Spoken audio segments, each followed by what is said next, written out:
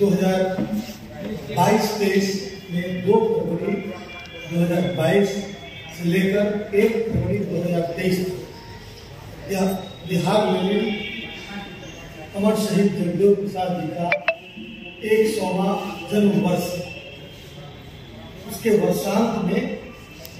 यानी कि 1 फरवरी को राष्ट्रीय जनता दल ने यह फैसला किया, माननीय राष्ट्रीय अध्यक्ष श्री लालू प्रसाद जी, नेता हम लोग के और बिहार के मुख्यमंत्री श्री तेजस्वी प्रसाद यादव जी और माननीय नेता सिंह जी हम लोगों ने बैठकर फैसला किया कि इस वर्ष को 1 फरवरी को हम शहीद जगदेव जन्म शताब्दी समारोह के रूप में मनाएं और यह फैसला किया गया और लगातार बिहार के विभिन्न कोनों से जगदेव बाबू के विचारों के प्रति जो एक सॉलिडरिटी, एकजुटता दिख रही है। कल 1 फरवरी को यह कार्यक्रम बहुत ही सफल कार्यक्रम होने जा रहा है और यह बापू सभागार गांधी मैदान के पास बापू सभागार में 1 फरवरी को 11 बजे यह कार्यक्रम आहूत किया गया। इसका उद्घाटन बिहार के उप मुख्यमंत्री, हर दिल की धड़कन और युवा सोच के प्रतीक माननीय बिहार के उप मुख्यमंत्री श्री तेजस्वी प्रसाद यादव जी करेंगे। यह कार्यक्रम बिहार के कोने कोने से जगदेव बाबू के विचारों में आस्था रखने वाले साथी उसमें आवेंगे और हम उम्मीद करते हैं कि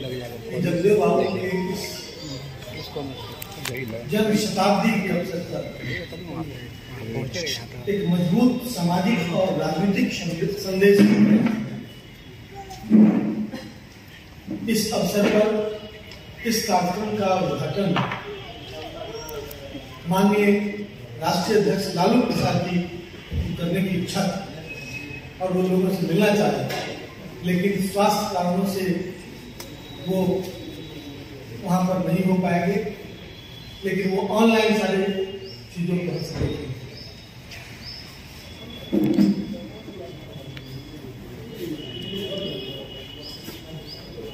आज जो राजनीतिक हालात देश के और देश के हैं, ऐसा प्रतीत होता है कि जगदेव बाबू ने जिन मूल्यों के लिए संघर्ष किया था,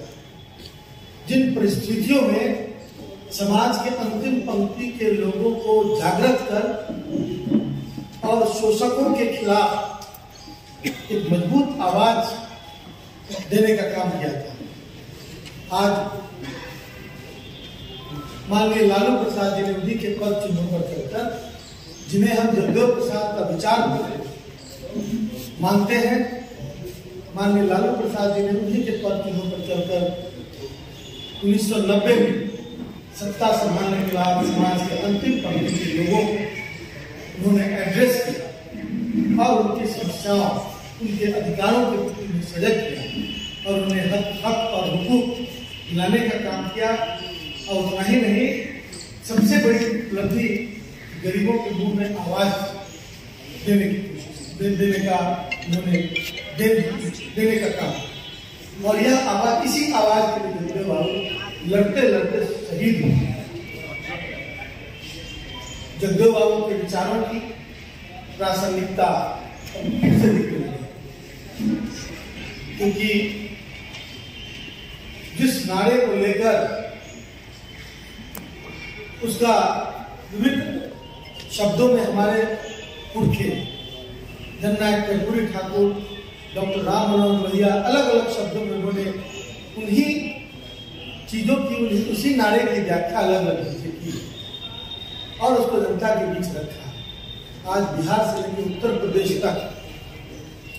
इन बातों की चर्चा ही नहीं है, बल्कि जो लोग उन दिनों ठीक से इन बातों को समझ नहीं पाए थे, आज उसको गहराई से समझने की कोशिश। और यह आने वाले दिनों में 100 में 90 लोगों के अधिकारों की रक्षा के संदर्भ में एक अच्छा संकेत है। हम इस अवसर पर राज्य ही नहीं देश के विभिन्न भागों से संदेश मिल रहे हैं, उससे हमारा मनोबल ऊंचा है और हम जगदेव बाबू के विचारों के प्रति राष्ट्रीय जनता दल हमेशा अग्रणी रूप से समर्पित रहा है। महागठबंधन के विचारधारा उसको हम समझते हैं कि बढ़ती संख्या में जो 90% जगदेव बाबू के शब्दों में है, उनका विश्वास जग रहा है और पूरी तरह सॉलिडेरिटी बनता हुआ है। जिस दौर को ये 1970 वाले दशक में आया था, 50 साल की इसमें आपकी सरकार ने 17 साल शासन दी, क्या कोई परिवर्तन नहीं हुआ? क्या सालों में नहीं परिवर्तन हुआ, लेकिन परिवर्तन के बाद फिर परिवर्तन करने की कोशिश हुई। सांप्रदायिक बातों को फैलाकर, भावनाओं को फैलाकर और पूरे इस दिन से यथास्थितिवादी तत्वों ने अपनी जगह पर पहुंचाने की कोशिश की और यह कोशिश जनता के जागरूक होने पर ही नाकाम की जा सकती है। इसलिए ऐसा महसूस होता है कि उस नारे की प्रासंगिकता फिर से बन गई और जनता महसूस कर रही है हर मोर्चे पर उसी विचार के लोग जिनके बारे में जगदेव बाबू बोला करते हैं 10% किसी न किसी रूप में उसका कब्जा कर चुके हैं और आम आवाम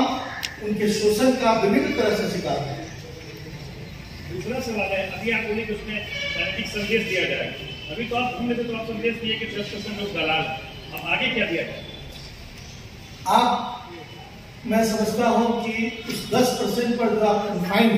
आपके सोचने चाहे और भी कई लोगों ने उठाया इस सवाल को, 10% मैंने कहा कि जब अंग्रेज थे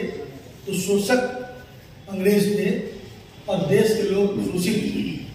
उनको 10% कहा जाता था। जगदेव बाबू ने स्वतंत्रता आंदोलन में भी हिस्सा लिया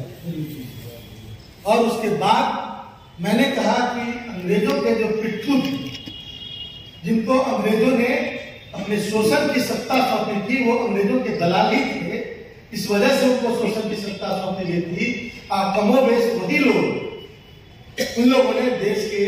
बहुसंख्यक अवाम पर 90% अवाम पर शोषण करने का काम। तो इन बातों को भूला कब जाता है जब परिवर्तन हो जाता है। परिवर्तन हुए, माननीय लालू प्रसाद जी से लेकर अभी तक परिवर्तन हुए, लेकिन धीरे धीरे तरीके बदल दिए गए शोषण के और किसी के कंधे पर रखकर बंदूक चलाया जा रहा है, किसी की कोई कठपुतली नचा रहा। बागडोर नागपुर के लोग उसका पीछे से पुतला नचा रहा। तो ये सारी बातें सामने आ रही है और यह अवाम के